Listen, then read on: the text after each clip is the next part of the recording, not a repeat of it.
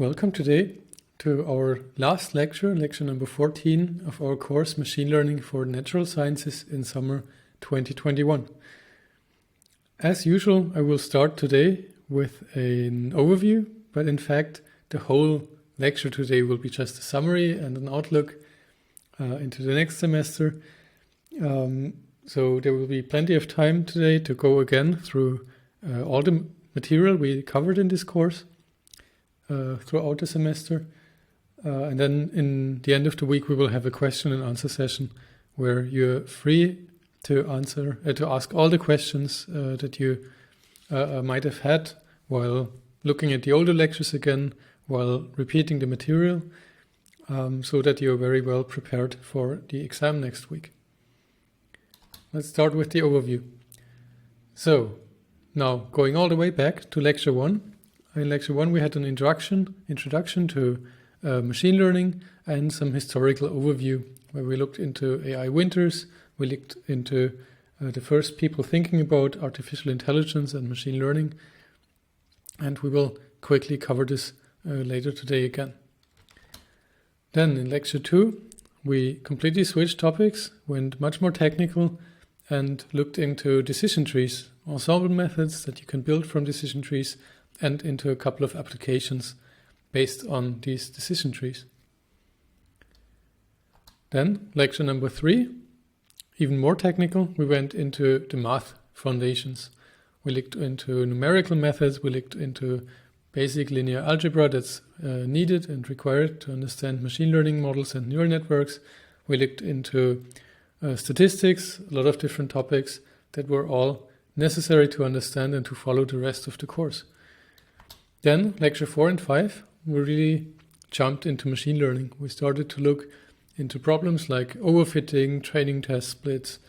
We looked into linear separable models. We looked into unsupervised learning and quite some applications of such basic machine learning supervised and unsupervised models. We then, in lecture number 6, started with the neural networks and deep learning. So we looked into how we can solve this a nonlinear decision problem that you see here, if you remember, with like the points being inside or outside of the circle using a neural network. And then we looked into how can we actually train neural networks and what else can they do. And then there was some kind of cut. So the first 6 lectures were about the fundamentals.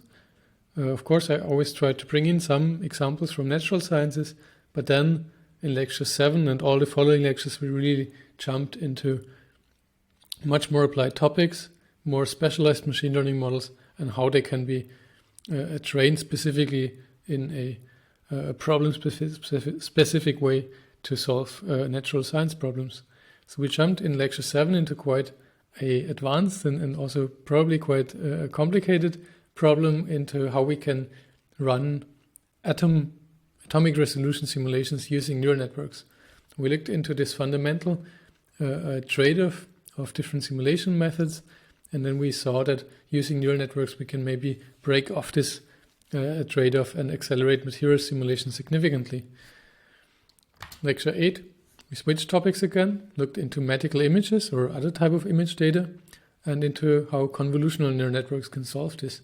We looked into breast cancer detection, we looked into UNet for different 2D and 3D type of images for segmentation, and of course we also learned how CNNs work in principle. Then, lecture number 9, we looked into recurrent neural networks and as an application of that, the prediction of chemical reactions. So in this lecture we also get to learn the SMILES nomenclature of molecules, which was quite useful later in the course.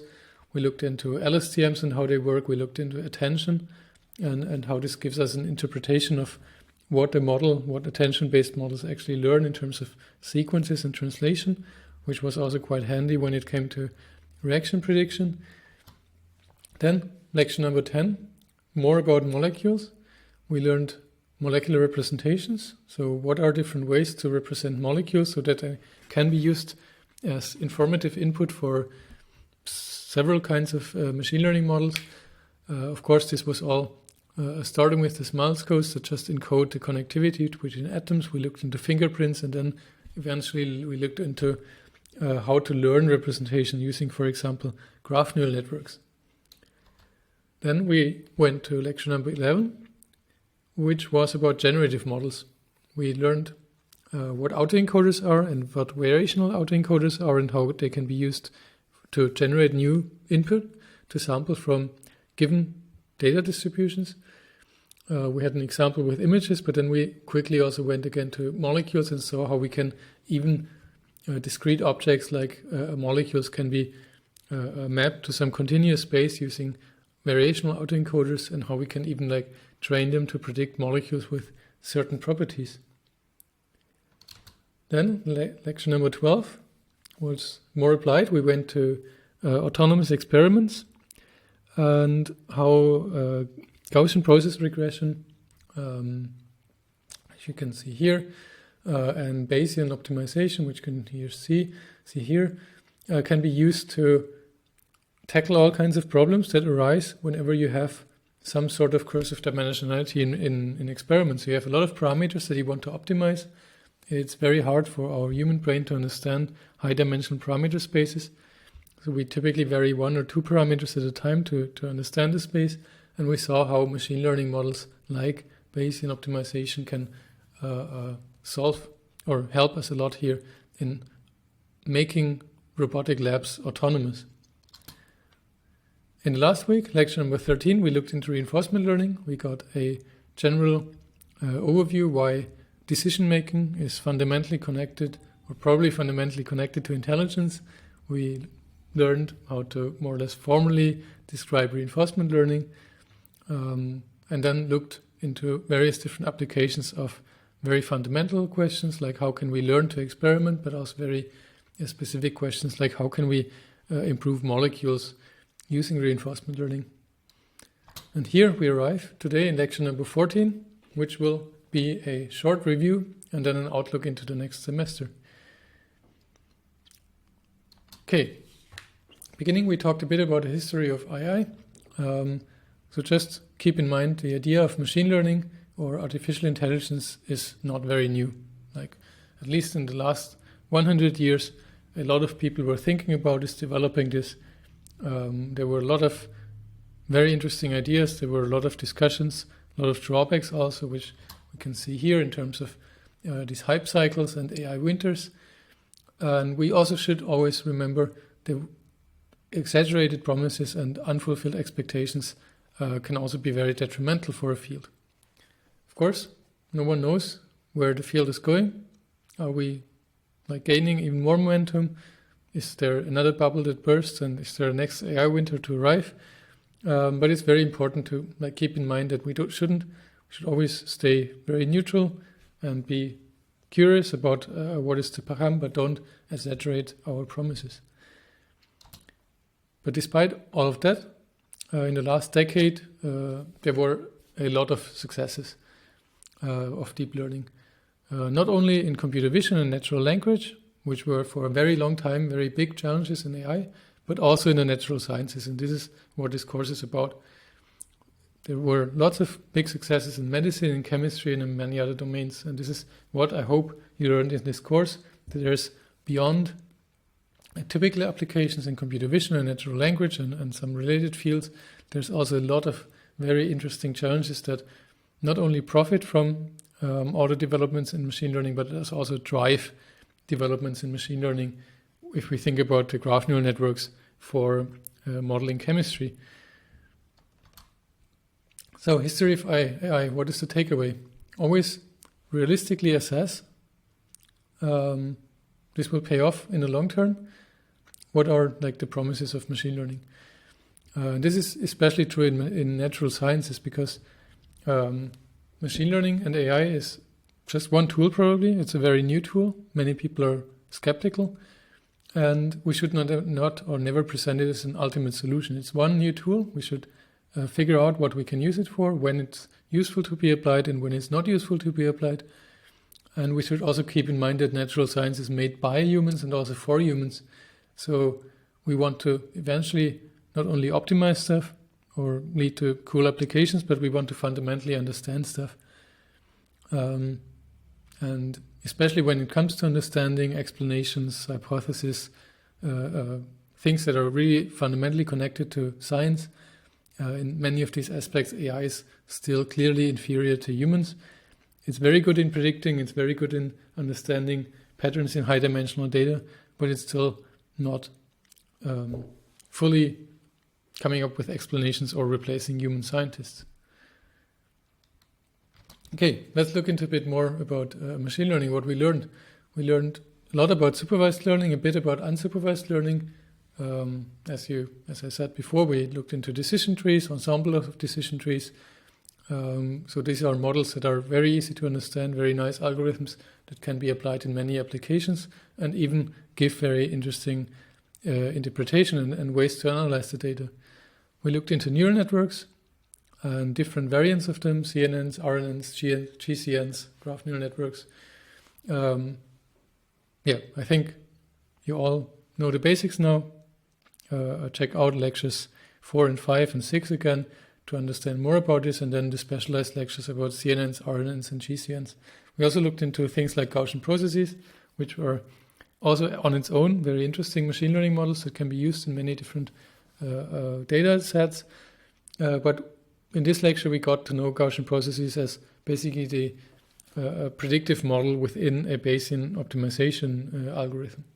But also keep in mind, Gaussian process regression is a very useful tool for many, especially when it comes to small data sets, for many different applications. In terms of unsupervised learning, we looked at simple algorithms like clustering, principal component analysis, but then also more advanced techniques like autoencoders or variational autoencoders that then lead to generative models. And then in between supervised and unsupervised, we also have reinforcement learning as like a third pillar. And here we looked very quickly in the last lecture about into Q learning and deep Q learning and how we can use this also for interesting applications. Okay, so if you remember from one of the very first lectures, I think it was the very first lecture, we looked into, or maybe it was also the neural network lecture, we looked into this mostly complete chart of neural networks by the Asimov Institute. And at that time, after the lecture in neural networks, we only understood what the perceptron and what the feed-forward network is. But now, after this lecture, we covered a lot of more of these architectures. So now you also know what deep feed-forward neural networks are. We talked about convolutional neural networks and also deconvolutional networks, if you remember the UNet. We talked very quickly about GANs. We talked about deep residual networks like the ResNet. We talked about recurrent neural networks, long short-term memories, gated recurrent units, which are a slight variation of LSTMs. We talked about autoencoders, variational autoencoders. We talked about denoising autoencoders very briefly. We looked into attention and attention networks, but we also skipped some of them. So there's a lot still to discover. You're not at the end of your possible knowledge in machine learning yet, and more lectures are waiting for you. Then one quick or not so quick side note about 3 or 4 lectures in this course that might be a bit confusing in the beginning, especially how to distinguish between them. The first one, is the lecture 7 about neural networks potentials, then the lecture 10 about graphs and molecules, and then lecture 11 and 13 about generative models and reinforcement learning. So they were all discussing molecules, materials, and how we can use machine learning to simulate or do something with this. And I would like to take a couple of minutes to explain again in detail what is the difference between these 3 lectures. So let's start with the goals of these models, look into the models that are actually being used, and then the data that's being used. So in lecture 7, for the neural network potentials, the goal was really simulation of molecules and materials. So we wanted to use machine learning models as some sort of computational microscope, or to enhance our computational microscope, to make it more accurate, to make it faster, to really observe what is going on an atom scale level in materials while they're doing whatever they're doing, while they're doing chemical reactions while they're functioning in devices. In lecture 10, the angle was a bit different. The angle was not to really simulate stuff, but to just infer properties given certain molecules and materials. So we didn't want to observe what they are doing, but we wanted to just predict numerical properties of the molecules. And in lecture 11 and 13, this is a bit different. It was not about predicting anything, it was basically about turning it around and designing new molecules. So how can we, basically if we know what properties we need, how can we then find new molecules? So here it was really optimization and design rather than simulation or prediction. So what models were used? For lecture 7, we mostly discussed neural network potentials. There's also several other methods, kernel-based methods, and to some extent this is also reaching a bit into the graph neural networks. So there's also graph neural networks, if you remember the Schnedt model, that can be used for this simulation side. But all these models have in common that they basically map from a given geometry, so a given set of atom positions, to energies of the system, and thus the forces that act on the atoms. And these forces are needed to simulate the system, because once we know the forces, then we know in which direction are each of these atoms moving, so we can update the system, reevaluate the energies, reevaluate the forces, reevaluate the atom positions, and thus propagate the system during the simulation. Here in lecture 10, this was different. It was similar methods like neural networks, graph neural networks, ensemble methods, all kinds of supervised learning methods that you can imagine. But the idea is we need to find some molecular or materials representation using Smiles codes, fingerprints, graph representations, the geometry itself. So this again is connected to here. But the goal was not just to predict energy or forces, but to predict directly what are the properties. So for example, when we talk about chemical reactions, we wanted to simulate the reaction itself here, whereas here we wanted to only, for example, predict how long does a reaction take, or what is the barrier in terms of energy for a given reaction. So here it's basically point estimates of some numbers, and here it's the direct simulation and observation of the phenomena on an atomistic scale. In lecture 11 and 13, again, we looked into very different models. We looked into variational autoencoder scans, then of course reinforcement learning methods. But here you can think about a mapping as some sort of from molecule to molecule. In the variational autoencoder, it's basically molecule and some identity mapping during the training, and then we can sample later in latent space to generate new molecules.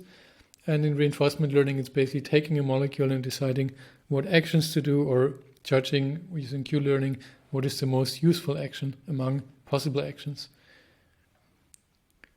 And then I also talked about data in all of these lectures, and there was also some overlap, but also some differences. So here, for the neural network potentials, we need to get a representative ensemble of different molecular geometries or materials geometries. I was talking a lot about how we can generate those, and of course we need databases to start with, but then we need to think about algorithms to generate lots of representative geometries of the system to train our networks so that they can map from any given geometry to energies and forces. And here in this lecture, active learning plays a very important role, and also in active research in this field. In lecture 10, we can rely more on directly available databases. So there's a lot of databases for benchmarking, like the QM9 database, and also application dependent databases like toxicity of molecules or other things, which we can use to develop and train models. Of course, if it's like very applied, then we need to make our own databases using experiments, using simulations, whatever, to have the molecules that we want to, or like types of molecules we want to use and find in our application, and the types of properties we need for the application. And also in lecture 11 and 13 was a lot about databases. For example, autoencoders, we need databases to train. And these can be very similar databases as here, so there's something in common here. And for the reinforcement learning, of course, it's a bit different, because we're directly generating new data on the fly. It's not like we start from a database, but rather we start from nothing and learn how to build up new molecules or materials. Okay, so I hope this helped you to some extent to better distinguish between what was the content of lecture 7, what was the content of lecture 10 and how is it different from 7, and also what's the difference to the generative and reinforcement learning methods. Okay, so let's go to a bit more step way back. So what you should also learn in this lecture is basically how to design your machine learning models. If you're working later in some internships, in master thesis, in your jobs, you will face the challenge of building your models by yourself. And you have to choose which approach to use, which model to use, and so on. And to some extent, if this was not directly covered in this course, but still, I hope you got some insight and some intuition in how this works. And of course, what you should, there's no recipe, no standard thing, but things to consider always is, what is the data type? And the data type, in many cases, leads to very clear decision what type of model you should use. So are you dealing with image data? Are you dealing with time series, sequences, with graphs, and so on? Then, of course, what you also should always consider is what amount of data do you have. Is rather small data sets. Consider something like Gaussian processes or ensemble methods. If you have a lot of data, you can think about more complex and also more higher capacity models like neural networks, deep learning approaches. But then keep in mind here, like, this comes at a cost. You need to do hyperparameter optimization. You need to consider a lot of more things that maybe are less problematic in Gaussian processes and so on. Then, of course, the question always is, does the data already exist, or do you still have to generate it?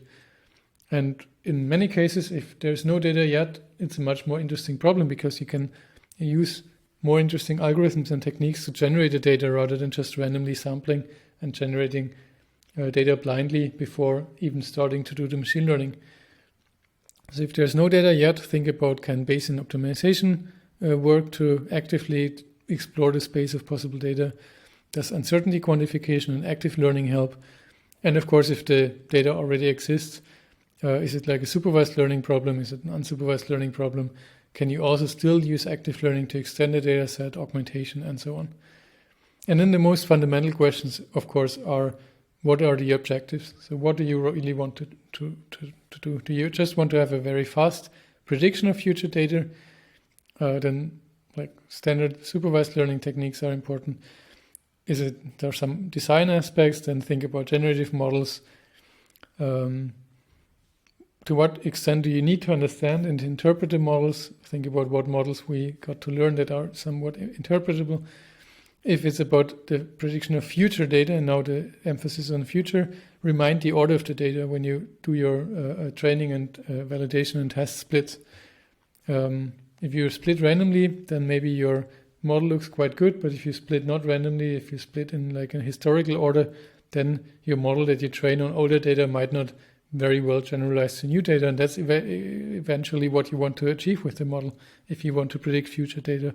So keep in mind also all these pitfalls of data splitting.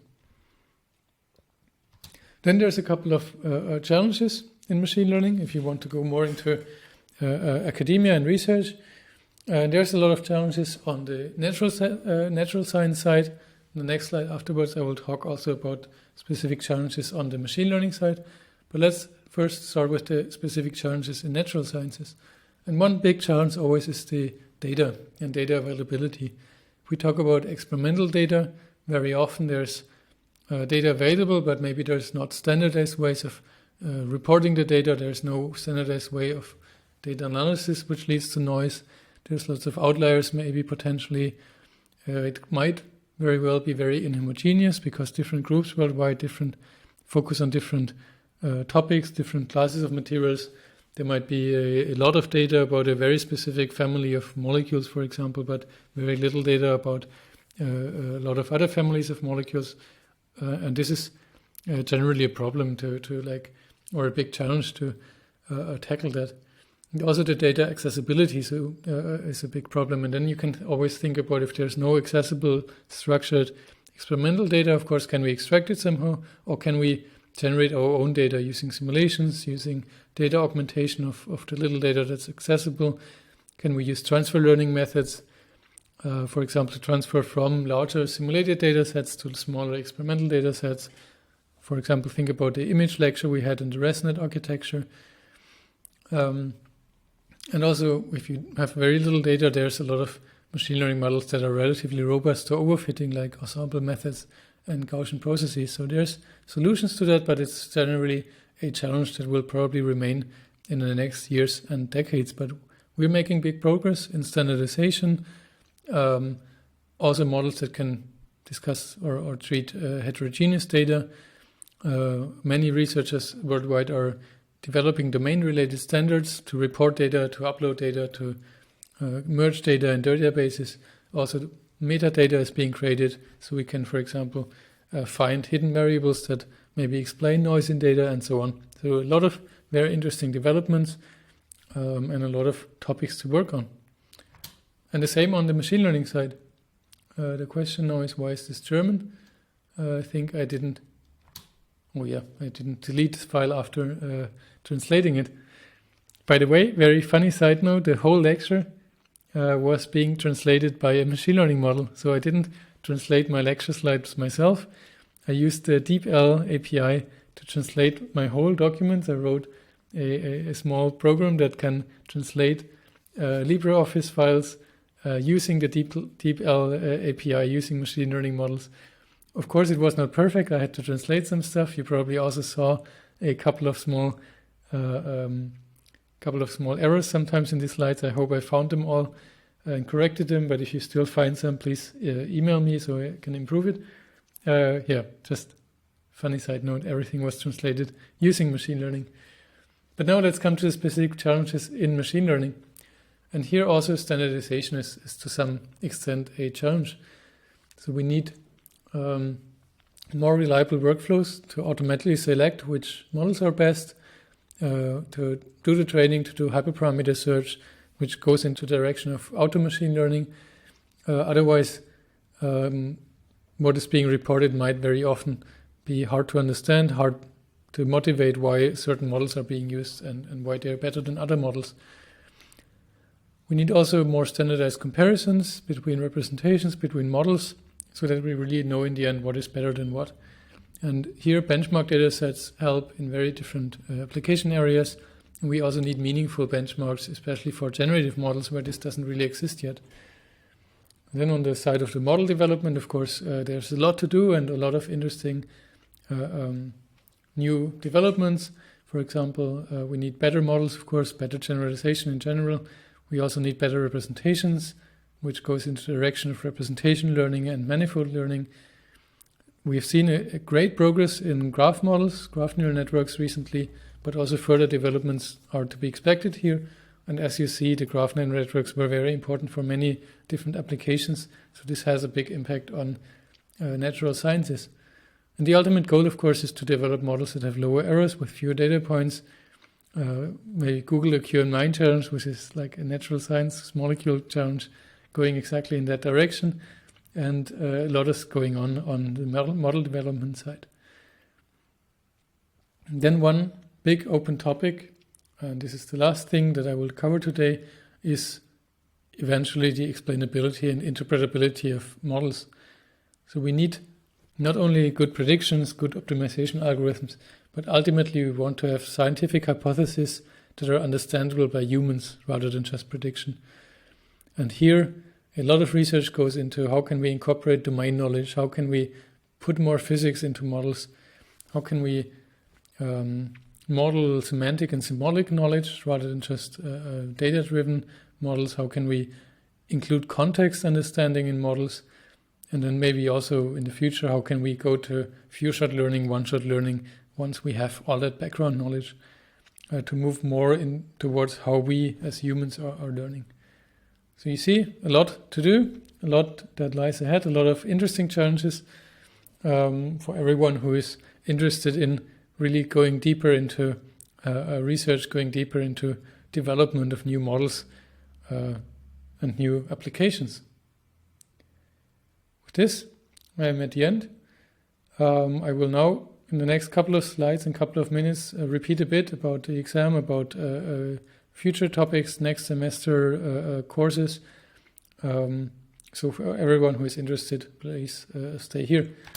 So the exam, next Thursday, 29th of July, 12:30 to 2:30. I will upload everything that's important on Elias. Please register in the campus system if you want to participate.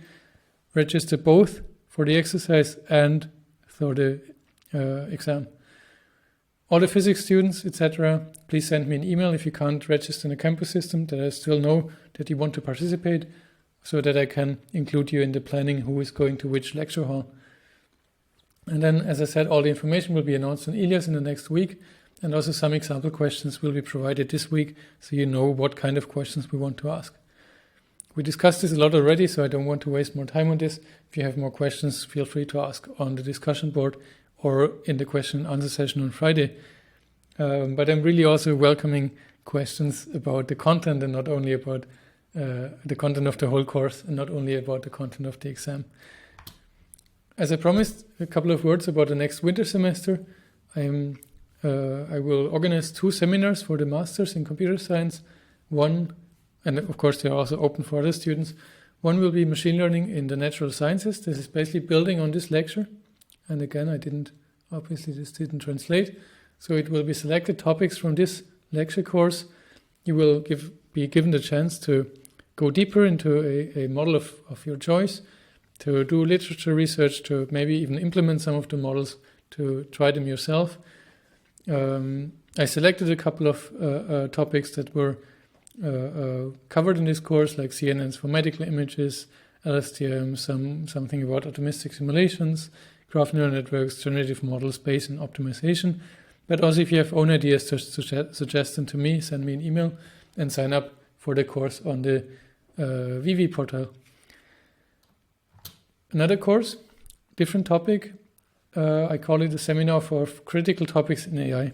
It's a new seminar, I didn't do it yet, it will be the first time in this winter semester, and it will cover technical but also social and ethical aspects of AI. Some of the topics I suggest are deep generative models and deep fakes. How do they work and what are their impact on society? Topics like data bias, fairness and bias correction in machine learning models. Then also technical and ethical and moral aspects of machine learning in wherever automated decision processes are required, for example in self-driving cars, banks and insurances, etc. Then more critical topic, AI and warfare. So what is being done there and what are ethical aspects? What should we consider?